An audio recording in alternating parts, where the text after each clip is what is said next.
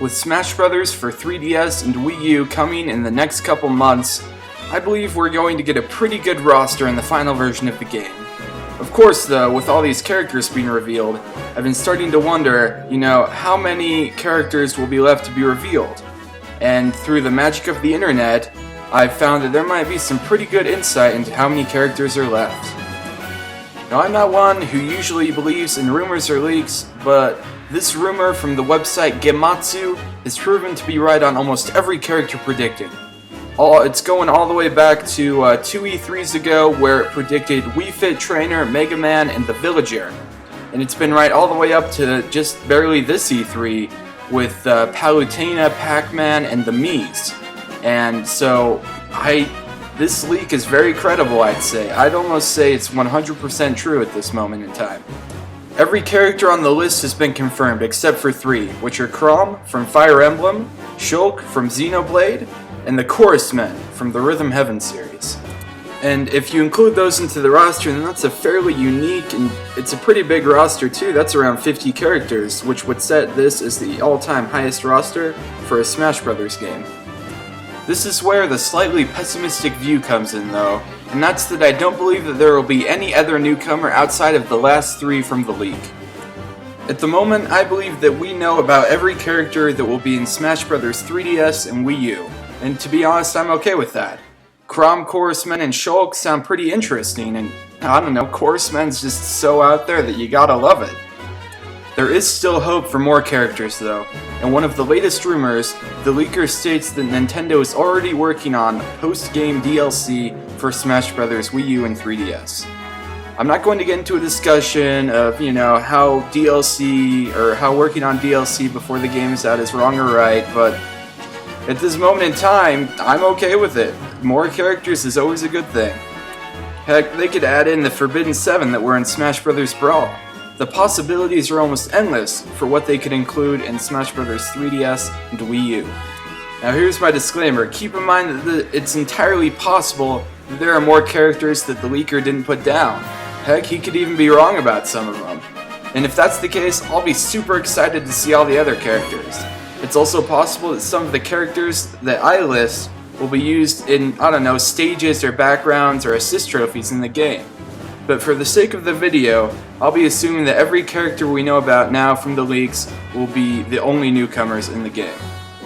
And ending on that note, I would like to introduce the top 5 characters that I would like to see as DLC for Smash Bros. 3DS and Wii U. Kicking it off at number 5, we got the adorably tiny Chibi Robo. And no, he is not too small to be in Smash. Look at all of them are. They're like the same size, practically. Smash Bros. Has a definitive lack of robot fighters, and Chibi Robo is made to fit that role. Going toe-to-toe with Rob, he could use his vast amount of robot tools to clean up the competition. It almost seems like all of his tools and Chibi gear is aimed toward making a unique moveset for Smash. He could use his spoon to do side smashes, the Chibi Copter for an up special recovery, or even his medical squirter he could use as a ranged attack. He also has lots of potential for alternate costumes. In the game, there are multiple costumes you unlock during play. They could include just a couple of those in Smash. Not a big deal, but that's still nice. Even though the Chibi Robo games are some of my favorite of all time, I will admit that the franchise, it's pretty niche and kinda small. The games are a little odd. Oh, that's not right. They're really odd. The games are really weird, and the idea of controlling a tiny cleaning robot can instantly turn someone away from it, but the franchise is one of the most endearing and heartfelt things that Nintendo's ever made. And I realize that sounds really dumb, talking about a cold, metallic, heartless robot, but they have so much personality and charm in them. You just have to play it, and you'll know what I mean. Despite having only 4 games, and with 3 of them being released worldwide, I believe that Chibi Robo has enough charm and moveset potential to make for an interesting character.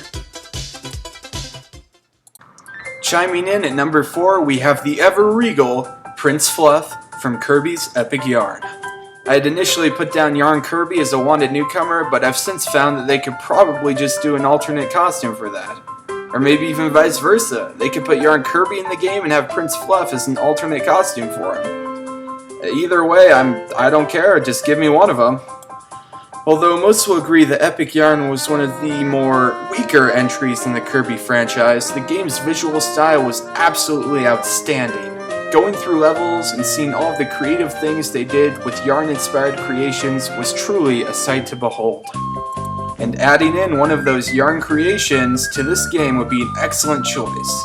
And one of the best reasons I could think of is their moveset. In the Kirby games, they have such a varied moveset that they use. For instance, it's not like a traditional Kirby game where you suck up enemies for powers, but instead you have a couple different transformations right off the bat. Like when you run, Kirby or Prince Fluff will contort their yarn body into a car and drive around.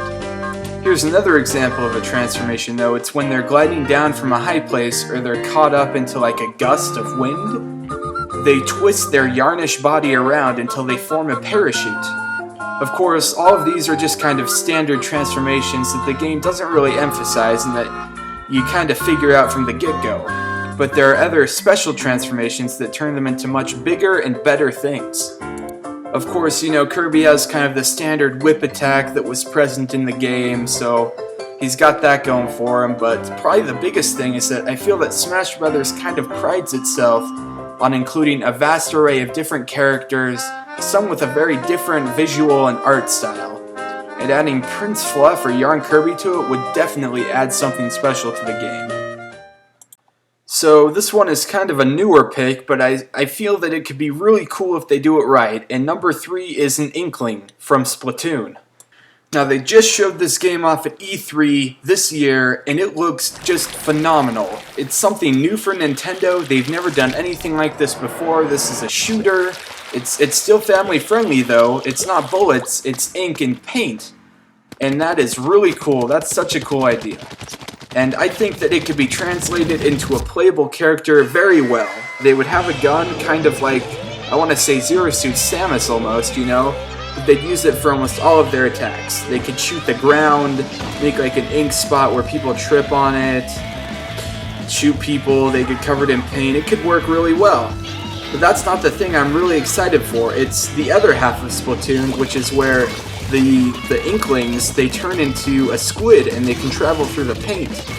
They could do so many cool things for a character in Smash, where they could shoot it on the ground and then shoot maybe another spot and then they could turn into a squid and travel between the two, or I don't know, they could like even hide down in there or make kind of like a squid bomb where you shoot like, I don't know, a red blob of paint down, and then if someone walks over it, then just, you know, a random squid would come up and attack them. They could do so many cool things with this character, and I have a feeling that Nintendo is going to be pushing this game really hard, and it would just be great publicity for the game to get it into Smash, get it out there to the people, let them know it's there, and just boost the sales up tenfold. Number 2 is the half-genie hero herself, Shantae. I'll admit that I've never actually played a Shantae game until just recently, and when I did, it blew me away. It was a very well-constructed platformer with lots of cool ideas, and for what it's worth, a pretty interesting story, and main character. Now, there are 2 Shantae games coming out soon. One is an exclusive to the 3DS, while the other is multi-platform. I'm not entirely sure if having the game multi-platform would affect her chances of getting in, but I really hope it doesn't.